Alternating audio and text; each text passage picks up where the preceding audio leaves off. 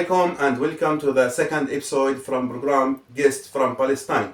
My name is Muhammad and today I have a special guest here, Carol.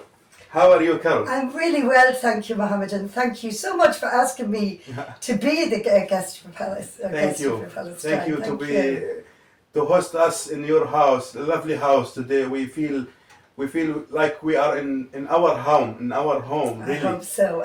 You're most welcome. Thank you, Carol. Can you talk to us, please, about yourself, about where you're from, where you're growing, which area? Okay, sure. Please.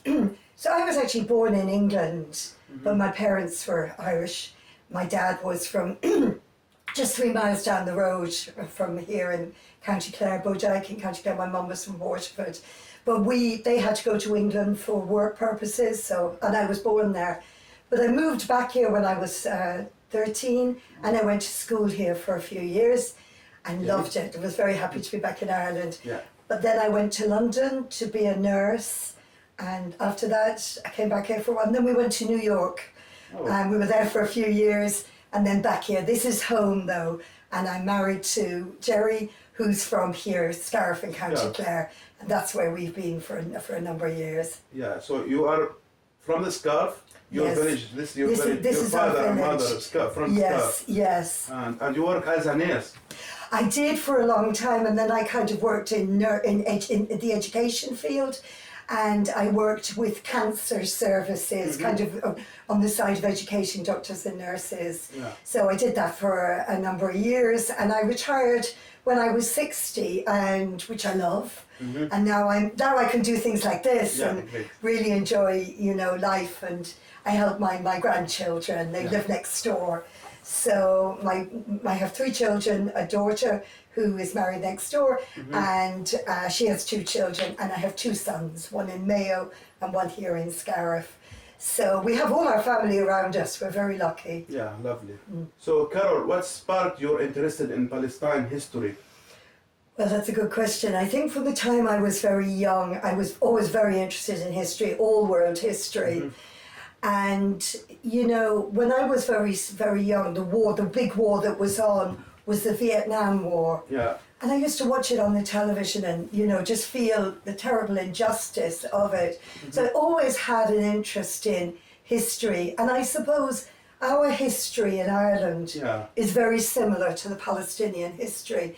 I would always follow the politics and what was happening and all the wars that would have happened in Palestine over 2014, 2009, 8 to 9, 14, 21. But nothing ever sparked anything for me like what happened after October the 7th of 2023. Yeah. So although I was always very interested in Palestine and how an unfair an occupation it was, and it always felt wrong, I wasn't involved, as I would say, as an activist until the last 15 months. I would have taken an interest from afar, whereas now I feel very politically and very much involved and very much want to help and support the Palestinian cause. So I think that for a lot of us in Ireland, we would never ever have seen anything. Well, I don't know who of our generation would have seen anything as awful as this genocide. And for the fact that it was being streamed live on our phones, there's no way you can ignore what is so unjust. And I think that on the day of October the 7th, I remember having a fear in me for what would happen to the Palestinians afterwards, and that has all been borne out. It's funny though, I suppose we meet today, the first day, the second day of the ceasefire, and so I suppose we have some hope today. We hope also, we are so happy by the end they make the ceasefire. I hope it will be continue, but I think the Israeli people, they will try as usual to break the ceasefire. Yeah. But I think it will be by the end. I think it will be a long ceasefire. I hope so. To have a peace in Gaza land, because they have enough. They have all bad things happen to them. Yes. You see how many child, over 17,000. Yes. And probably many more than that, Mohammed. Yeah. Probably many more, because of what's buried under the rubble and missing, and you know, that we don't even fully know. But I think it's even more important now for Irish people and anybody watching this that might have any interest in Palestine to keep going with activism, to keep pressure on our government, to make sure that the legislation is passed for the Occupied Territories Bill, so that the illegal settlements are deemed that. The UN know that these settlements are illegal, and we should not be trading. We should not be trading at all with Israel. So do you think the pressure on the government, it will be useful? We need to put pressure on the government. They're starting this week, the new government, but of course they are much the same as the government that we have just had.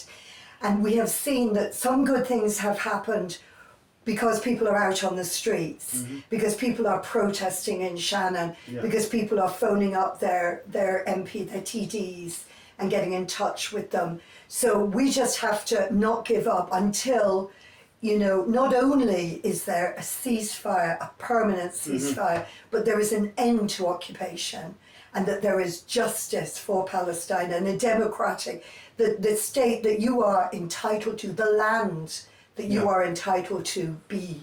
And there's so many of us, I think, in Ireland, Mohammed, who feel like this, you know. Another reason I think why I got so involved as well was because a family came to live here in our town, my dear friends, the Abu Awads, and Dr. Fakhr. Dr. Fakhr, yes, and his family, and they fled Gaza in January of 2024, and we became great friends with them. And they were the first Palestinian people that I had ever met. So I just, everything I'd ever heard about Palestinians to me then was so true. There is a kindness and a gentleness and an honesty. I have never met such beautiful people. They remind me so much of our own people. No, I remember on that day, you remember we grow the tree on the garden. So this is my first time I meet Dr. Fakhr. Yes. So I feel sorry really because I see the sad in his eyes. You know, I asked him, I told him I'm like your son. Yes, so for please, sure. if you need any help, if I can do anything for you. Yes. You know, he asked me for one thing really. He told me if you can send me to Gaza to take my dinner today in the night there, I will be happy for that. No. So you will see how the people there are, how their relation to their land there in Gaza, you know. Yes, absolutely, absolutely. So have you read before to Mahmoud Darwish? Is there any written in English? They translate to English? Yes, I have read, you know, yes, there's great translations in English, and sometimes I have some recordings.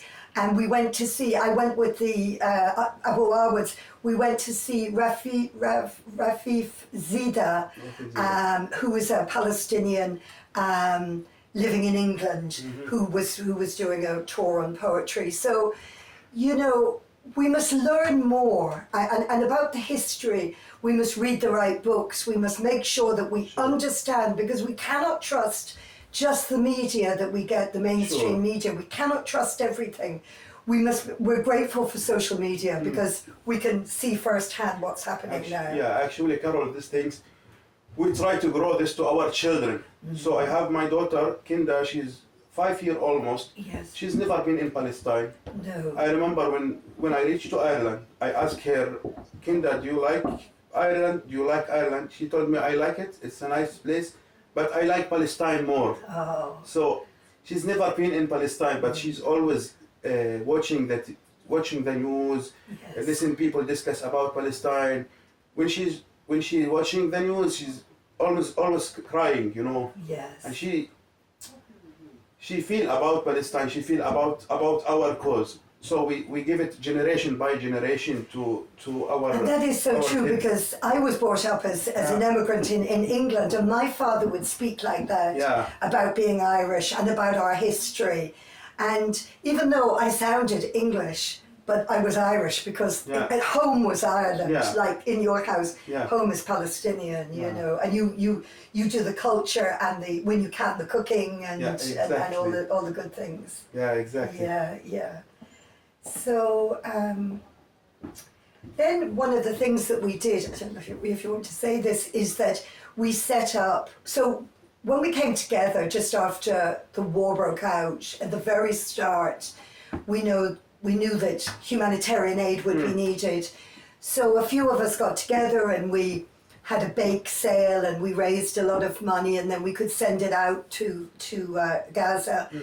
And then we had a concert and we raised more money and we were able to send it out.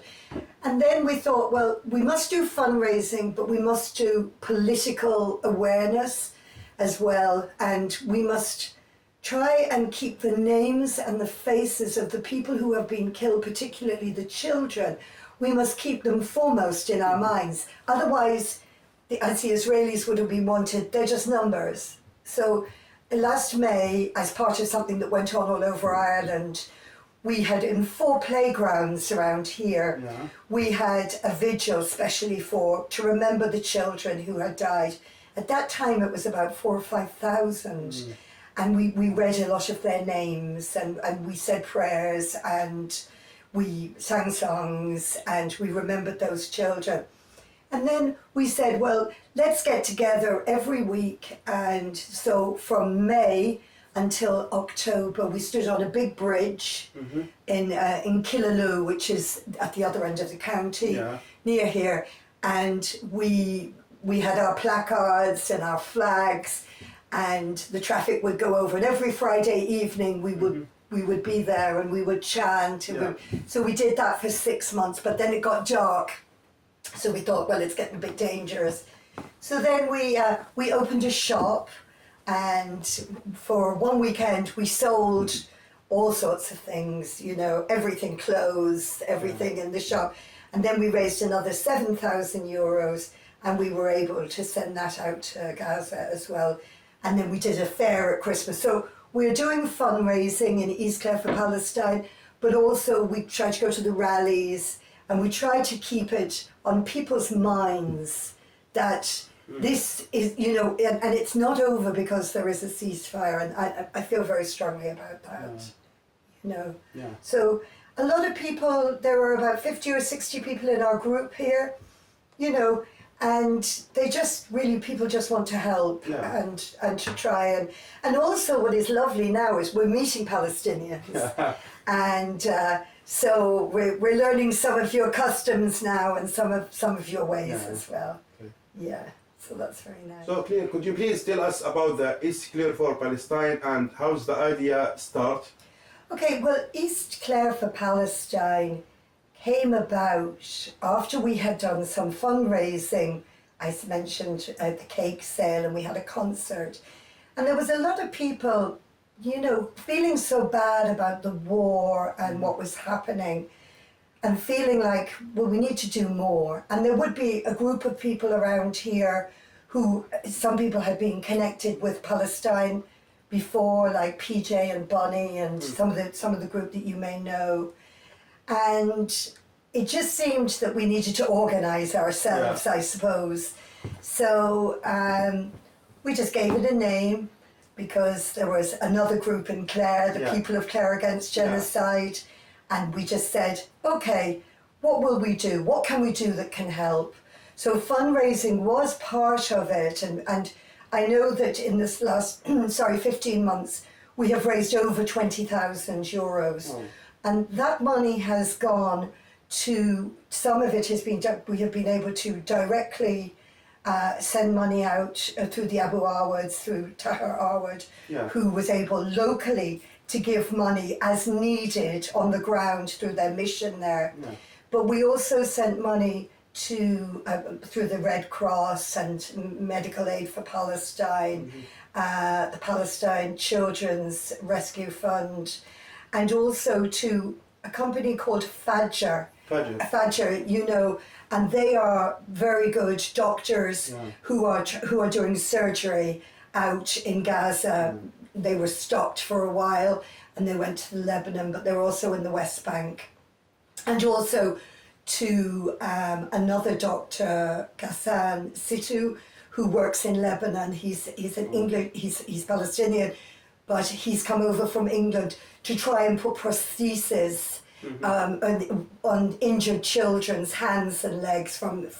So that's where most of the money has gone, and also for Gaza Gabra, which supplies fresh water to where people need them in the camps and that kind of thing.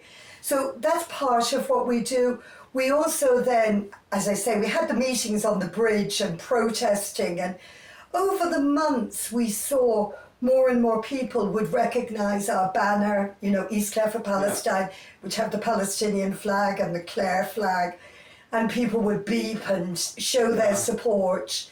And I suppose it was about raising awareness. And then we've had some small vigils where we light candles and we not necessarily pray, but we remember the people who have died in Gaza.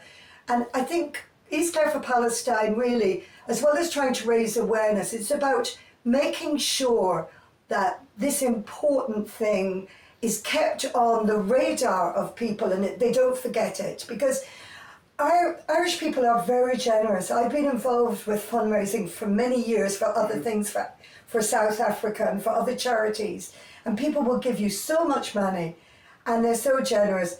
But you know, when Gaza goes off the news, the next thing will there'll be a tsunami, you know, this is what happens in life.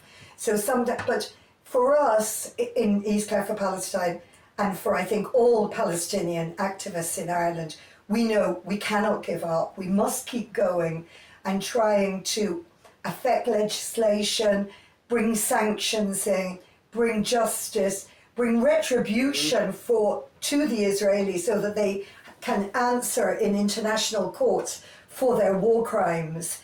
And I think a lot of us, including my whole family, is really involved. My daughter Lucy, her husband Derek, and my husband Jerry, and even the children. The children, they wear their keffiyeh. I saw the children. And the children they don't want to go to McDonald's, and they don't drink Coke, and they know So that's what we were talking about earlier. It's good to start children understanding the world. Yeah, exactly. You know, so that's East Clare for Palestine, and it's still going strong. And we hope to do some cultural events as well. I see you do a really great job for the people in Palestine. Carol, when I come to your house, I see the flagpole outside with Palestinian flag, and when I come inside to your home, I see many pictures and many photos. Can you please explain to me about the story? Well, the flagpole outside, a lot of the year it would have the Irish flag up, and when Clare, the hurling club, our hurling county, our hurling, we have the Clare flag. The Clare flag. Because you were coming today, and because my Palestinian friends are always so welcome. But most of this year we have flown the Palestinian flag. We fly it. The pole is very high. We fly it because it's very important for us. It says to people around here, this is who we are, this is what we stand for. And that's one thing. And then I was showing you some pictures, you know those pictures. So can you please explain about that's a wall that we have to remind us of our history. And what it is this, it's the freedom fighters, if you like. They are the martyrs, they are our martyrs who have died during the struggle for independence and the struggle for us to lose our connections with the colonial state that ruled us, which was Britain. So they are our most famous men, like James Connolly and Padraig Pearse. They are our heroes. And there was a picture of 4 men, and those local men actually, this is who they are here, and they're called the Scariff Martyrs. And this story is 100 years ago, on the bridge in Killaloe, they were murdered by the British forces, having been tortured and during our War of Independence. And they're very important to us because they came from this area. 2 of them were from this town, and they're buried in Scariff. And every year we remember them. And the other picture I showed you was a picture which is my grandfather. And my grandfather was well known because he really believed in the Irish language, and he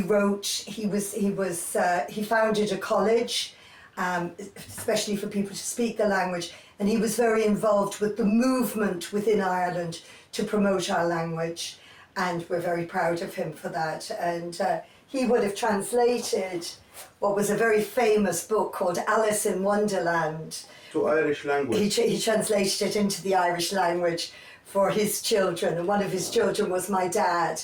So we're very proud of the connections that we have with our independence, and we must never forget that we came very close to losing our language, most of our people. That is exactly the reflection of what I see with the Palestinian struggle, that we must never forget where we came from and what was our struggle. Yeah. I see those comparisons. So you speak Irish language, Carol? No, you see, I only speak a very little bit of it because I was educated in England. Yeah. But I'm going to classes, and I speak a little now, yeah. I speak only one statement, Saoirse on Palestine. Saoirse on Palestine, that's a great one to have, yeah. That's one only I have yes, about the Irish language. That's very good, yeah. Carol, by the end, I want to ask you, what is your message to Palestinian people, especially now we on the ceasefire in Gaza? At this point, I hope, my hopes are very small to begin with.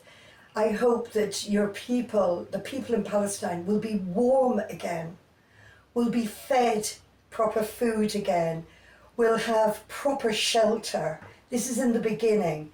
That hospitals will be restored, and very importantly, that the children of Gaza can get back to school where they should be and playing. So my message is really simple. Let it be as safe as it possibly can, and let the world help and stand by Gaza, and stand by Palestine, and stand by the political process that needs to happen so that there can be a democratically elected government for Palestine. So what I say to the people is, hold on to the hope that you have. You are amazing, resilient, wonderful people. And you know what? I really want to go and visit there one day, so I hope... You'll never visit Palestine? No, I haven't. Inshallah, we'll be together. Inshallah. Inshallah. You know, inshallah. Yeah, for sure. Inshallah, we'll be together and we'll celebrate together with Free Palestine. Yeah. Inshallah. I always talk like that to the people. Yes. They say, oh, we want to visit Palestine. I say always, inshallah, we'll be together. Yes. That's good celebration, inshallah. I look forward to it. Thank you. Thank you.